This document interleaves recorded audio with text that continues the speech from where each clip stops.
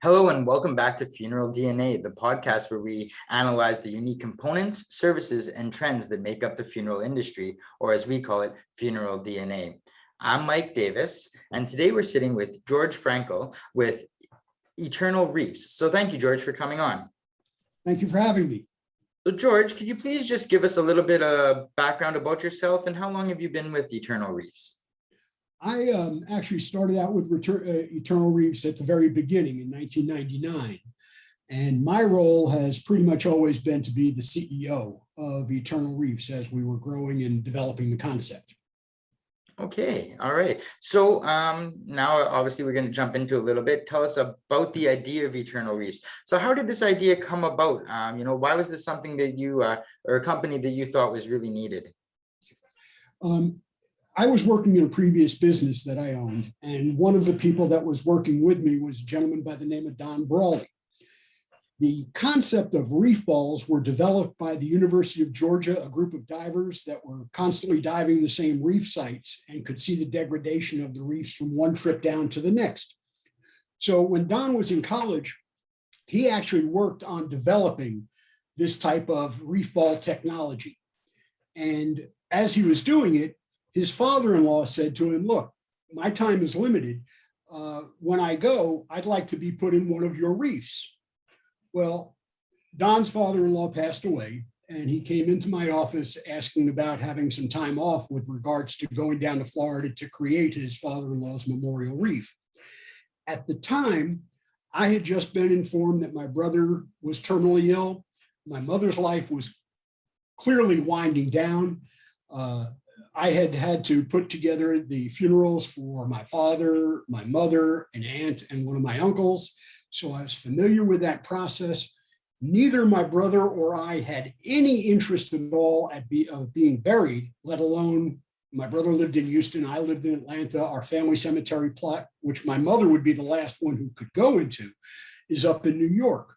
So as soon as Don said that he was thinking about making this memorial reef for his father-in-law, it made instant sense to me. It fit my personality. I knew it would fit my brother's personality. And all I said to Don was, "You can certainly have the time off, but when you come back, let's sit down and talk about this as a potential real business, because your father-in-law is not the only one who may be interested in doing this." And that was really where the concept started from. Okay, so you said it started, I think you said back in 1998. So obviously those reef balls that you were talking about, those were already being cremated from a company to restore the reefs. What companies have you partnered with so that you guys could, execute this objective? Our two key strategic partnerships are first with Reef Innovations, a for-profit company that manufactures reef balls and installs reef balls worldwide. They've worked personally in over 70 countries. So they're extremely familiar with reef balls, and they are our strategic partner for manufacturing and for delivery.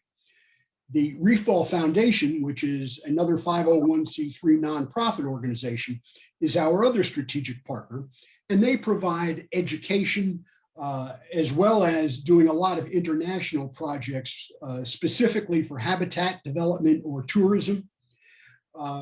So those are our two primary strategic partners. Okay, perfect. Then obviously they're helping. It's been since 1998, so you guys have been doing pretty good there. Now, what exactly then, get down to the the grassroots of what things are. What is an eternal reef? Physically, what does it look like? What does it do? How does it help out in the help out the marine health? Certainly. Let me take a step back and explain what a reef ball is to begin with. A reef ball is the only design material to be placed on the ocean floor to replicate natural reef structure. And what we mean by that is that there are two primary questions that have to be answered for any type of reef material. One is, will it be stable in the marine environment? If it's not going to stay where it's put, it's much more dangerous than it is beneficial to the marine environment. The second question is whether or not it's material that Mother Nature wants to work with.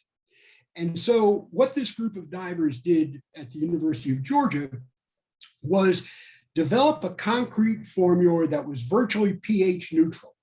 This would allow Mother Nature, as soon as the reefs are placed in the water, to start working on it. We refer to the ocean as a nutrient-rich desert. You've got billions and trillions of these little microorganisms all floating around, looking for some place that they can land, grow, and propagate. And so when we put a new reef ball in, there is this opportunity for these microorganisms to find a new home. The second question, or the first question really, is the stability issue. And what they developed was a reef ball. If you can think in terms of a wiffle ball that's been cut in half, a reef ball is round, it's hollow, and it's vented. 80% of the reef, of the weight of the reef, is in the lower 40% of the reef ball itself. Because it's round, hollow, and vented with all that weight at the bottom, storm energy will generally pass over, around, and through, leaving the reef ball where it's placed. None of us will ever say Mother Nature can't do something, but what we would say is, in all probability, if she moves these reef balls around, you have much bigger problems on land than you do in the ocean. So it is a positive contribution from Mother Nature's perspective. She likes working with the material. Where we place these reefs, especially on the Eternal Reef side, is barren sand. Everything that we do is permitted through a wide range of state, local, and federal government agencies, and they determine the actual physical location that we're going to place these memorial reefs. So every time we place a memorial, we are increasing the overall habitat that there is in the ocean. And this allows Mother Nature to create whole new reef systems where there never was any hard structure for her to work with before. Wow. So, it just the company, first off, that's, creating these reefs to begin with, it's amazing the fact that they're, going out there to protect the marine health. The idea of being able to be part of it, in passing and allow your cremated remains, obviously people are looking for ways to leave the world a better place than, when they were here, whether or not it's donating organs and tissues to hospitals and stuff like that. This just seems like one other way that they can, add to make sure that the world's a better place when they leave it than it was when they got here. So I think that that's amazing. When it comes to the cremated remains going in to make these reef balls, roughly how much of the cremated remains go in? Is it the full amount? Is it just a little bit? What we say to people is we can use all, some, or none of the cremated remains, and we have done all three. One of the true advantages of choosing cremation as a final disposition is that families can do multiple things with those cremated remains. So some families will take a portion and scatter them at the family farm or at a particular location that's important to their loved one, maybe a deer stand, and then they'll take the rest of the remains and maybe make an eternal reef. But we've had families who have taken portions of the remain and scattered them at the deer stand, taken another portion of the remains and shot them off into space, and taken the third portion of remains and used them to make a memorial reef. So there's a lot of flexibility that you have with cremation that you don't normally have with traditional burial. You brought up an interesting question a minute ago. I wish you could repeat it, but give me a second.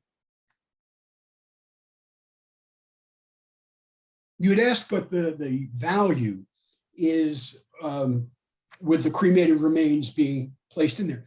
There are multiple values that are really important to consider. As I mentioned earlier, I had to deal with making funeral arrangements for my father, my mother, aunts and uncles, and my brother as well. And so what I knew was that, in generally speaking, you go into the funeral home, you make a handful of decisions, you write a check, and then you are another third party in the back of the room. The funeral director handles everything from that point going forward. And certainly in my case, and I suspect it's true in a lot of cases, you feel powerless. You feel like you want to be involved, you want to do something, you want to participate. And a traditional funeral doesn't allow that.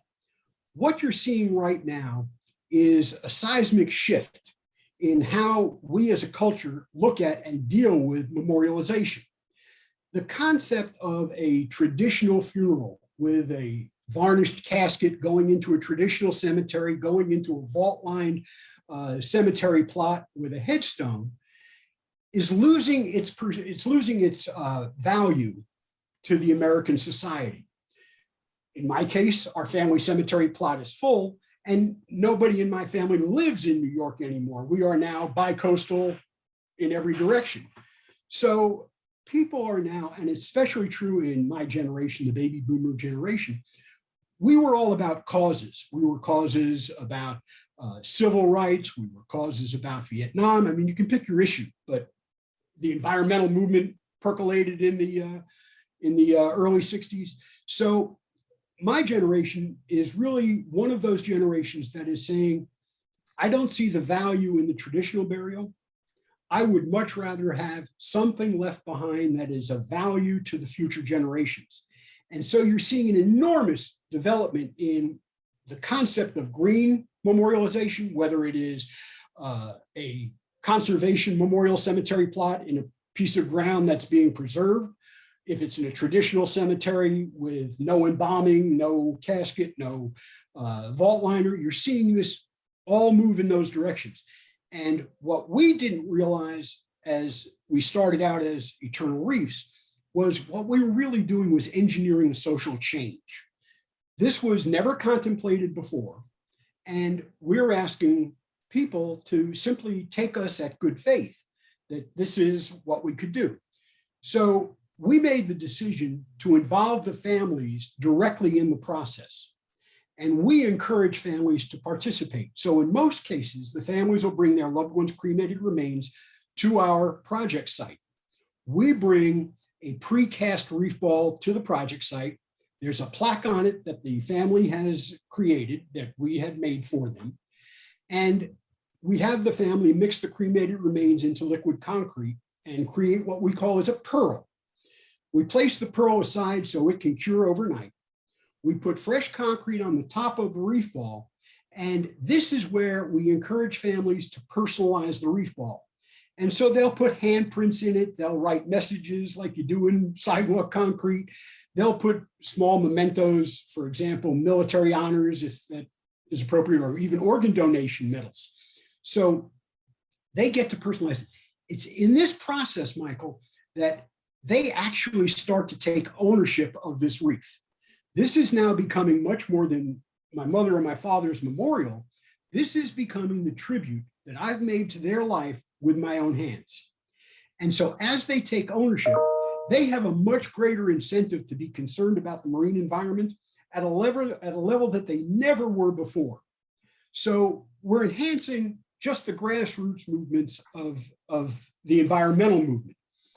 In addition to that, the cremated remains provide no nutritional value whatsoever. What we really are doing, and what we started out as our intention, is using memorialization as the methodology by which we could enhance the artificial reef programs of a variety of states. So between the fact that, one, what we offer is usually traditionally less costly than a traditional funeral, you have time to decide what you want to do. You're not being pushed to make a decision. You don't have to pull kids out of school or make flight reservations and gather the family on short notice. And so the entire process is a healthy one. Families, when they come to us, generally speaking, the heavy duty grieving is already over with.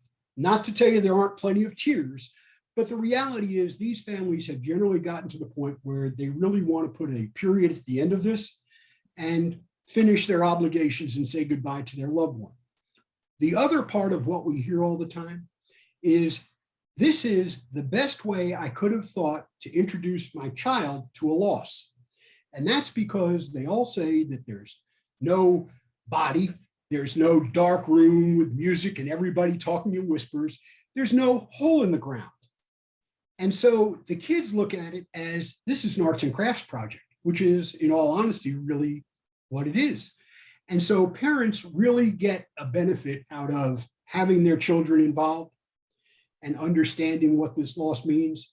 And by the way, grandma is going to be creating more fish for you to catch in the future. And maybe when you learn to scuba dive, you can go down and see how she's doing. So the whole process is designed to be positive and healthy. Well, that sounds beautiful. Like I said, and what I've done a few now podcasts where we've talked about green burials, and we've talked with somebody on aqua cremation. And now, you guys here, I've seen a lot of different ways to celebrate the life of a loved one, utilizing cremated remains, as you had mentioned, shooting stuff into space. And we here at DNA Memorial, we partner with Celestis as well to provide DNA samples for the same thing. We've seen them, cremated remains go out in a boat and have it combust on the waters and go in. And this is just another beautiful way where the family can put a period, they can end it, they can move on, but it's, they're doing something better with it than what I would think is just sitting in the ground or the traditional way. There is going to be a huge benefit to people, to the environment itself, to the marine health with doing this. So this is beautiful. Now you did say that you had to select and go through some government official. Is there a lot of red tape to go through deciding where these reefs go, or is it something that you guys have a pretty good routine down now, and you have certain areas that you just keep going back to, or are you always searching for new areas to create these reef balls and new areas to go help their reefs there? All of the above.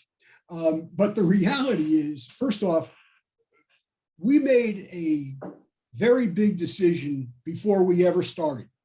And that was, we made the conscious decision that we were going to identify with the reef building community and not so much the funeral industry.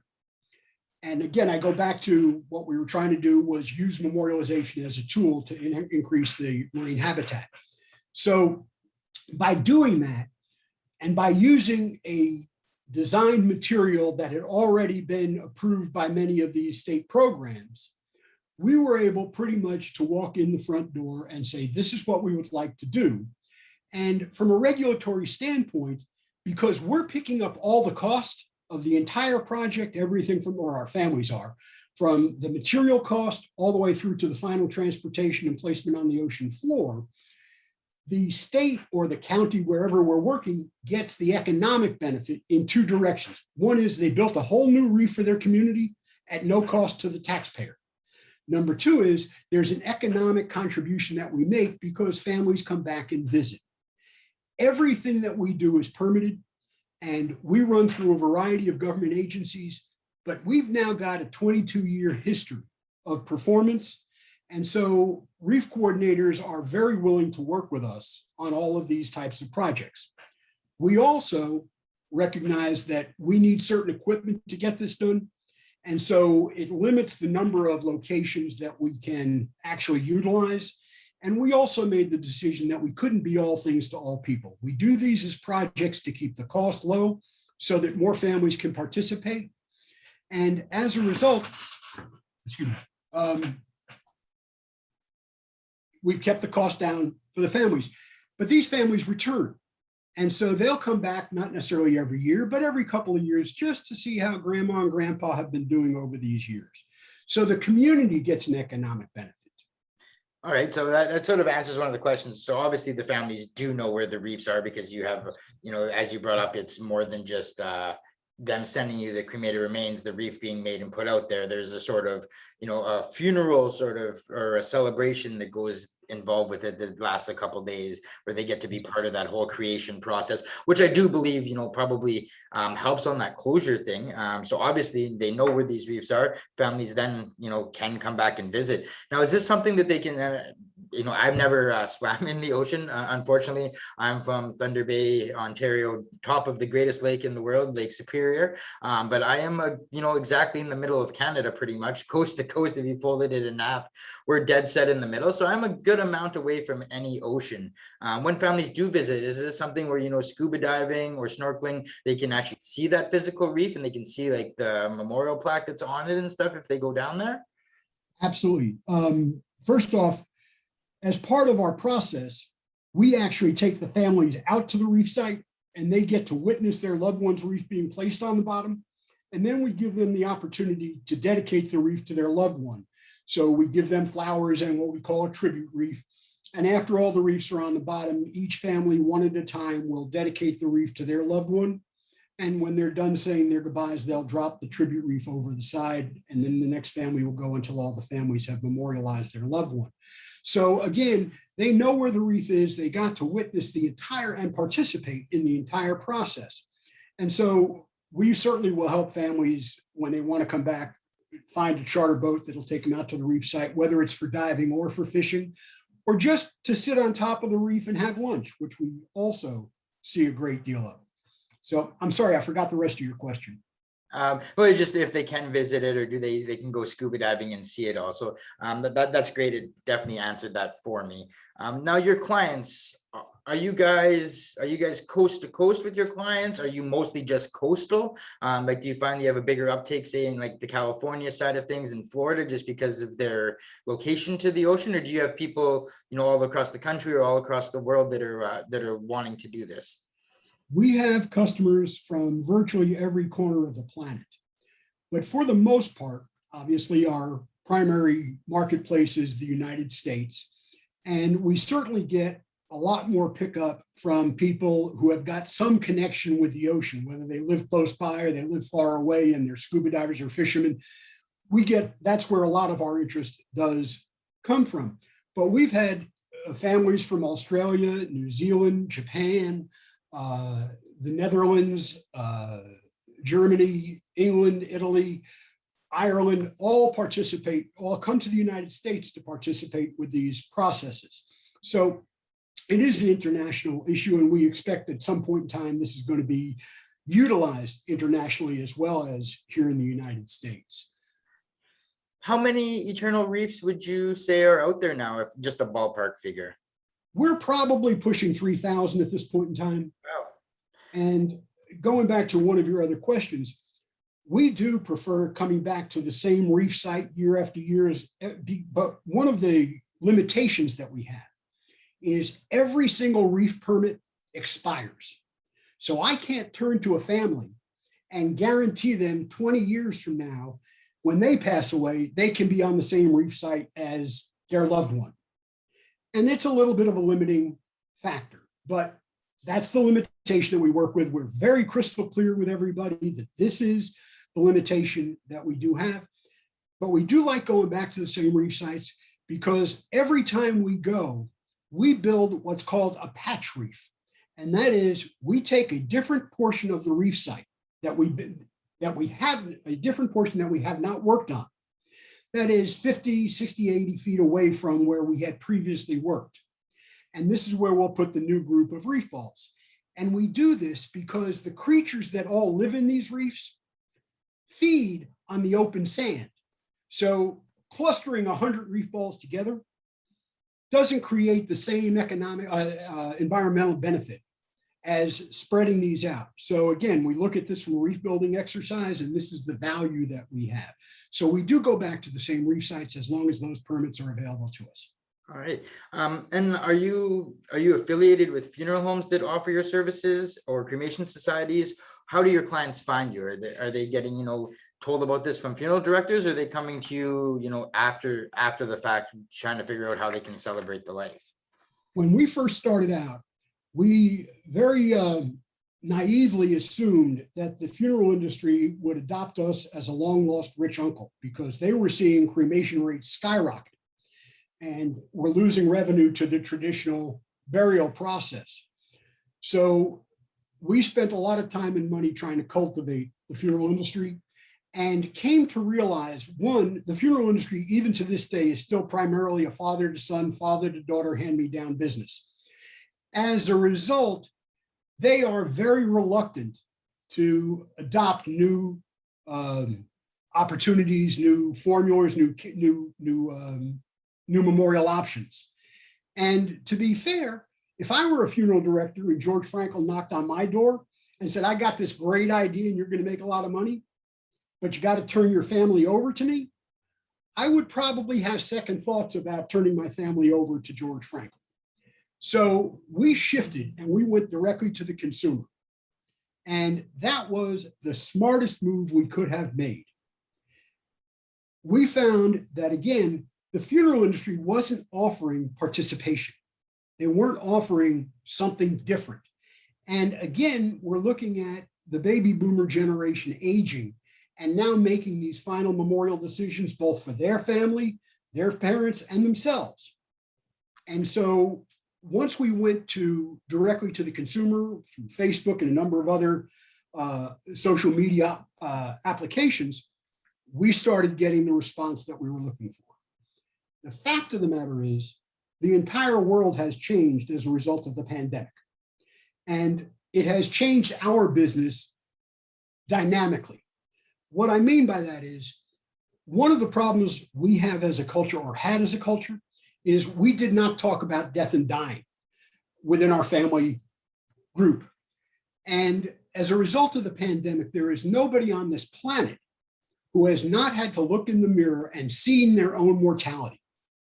Whatever you believe, whatever you're concerned about, you still had to have that effect. And as a result, families are now talking about what they want done. Do they want to be an organ donor? Do they want to be kept alive indefinitely? Do they want to be fit? Whatever the options are, families are now talking about that. And in the last 8 months, we have seen our information requests go from about 300 a month to almost 3 times that. And it's strictly a result, I say strictly, it's primarily a result of people now talking and having these conversations. And so all of a sudden, we are getting more pickup from the funeral industry. More funeral homes are calling us, asking about offering this as a memorial option. Because of the complexity that we work with, we do not let the funeral homes do the selling. We ask they simply refer the family to us. And if we close the sale, we send them a referral fee. But we have so many complexities with what we deal with: locations, equipment, volumes of people. We've gone from an average of 5 family members attending a memorial. Since the pandemic, we are averaging 12. It changes our business completely. And so trying to keep the funeral industry abreast of everything that's changing. And by the way, that includes the weather. We are farmers. We live and die by the weather. And so trying to keep the funeral industry collectively up to date is just not feasible. And so we handle the families from the introduction point. I can completely see how that, how your pathway went and wanting to start with the funeral homes and get them to, be offering it, and that sort of struggle or the challenge to even getting your toe in the door to explain these things, coming from our company with our DNA services is very similar. We're able to provide added value, give grieving family members answers that, that they've been searching for, that nobody else can help them with. And we're here to provide that.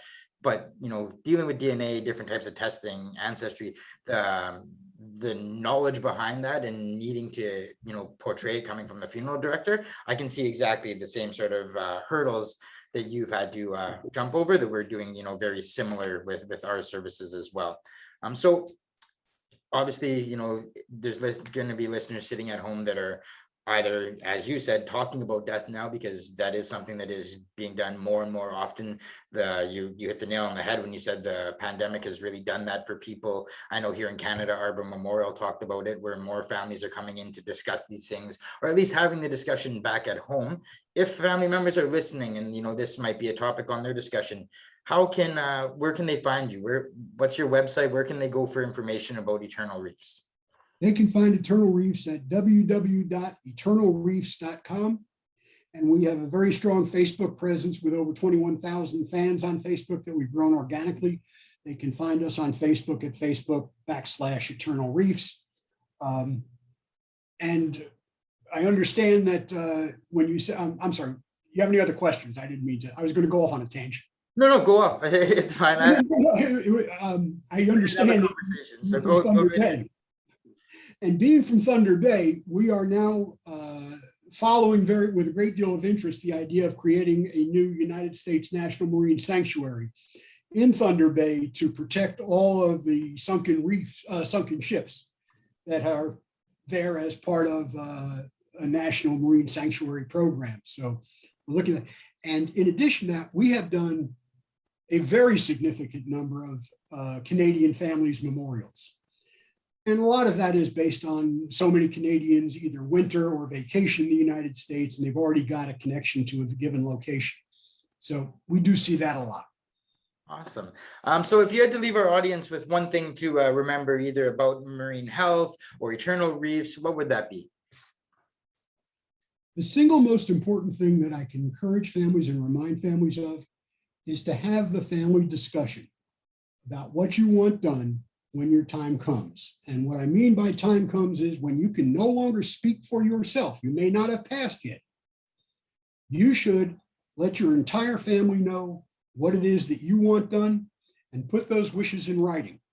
And I will tell you that there is virtually no greater gift that you can give your families and friends and yourself than putting these wishes in writing. Fair enough. Well, thank you for that information, George. Thank you for your time today. We really appreciate you coming on. Michael, thank you for having me, and just let me know when this airs. Will do. And for those listening at home, thank you for tuning into this episode of Funeral DNA, the podcast where we analyze the unique components, trends, and innovations that make up the funeral industry, or as we call it, Funeral DNA. Stay tuned next week for another episode.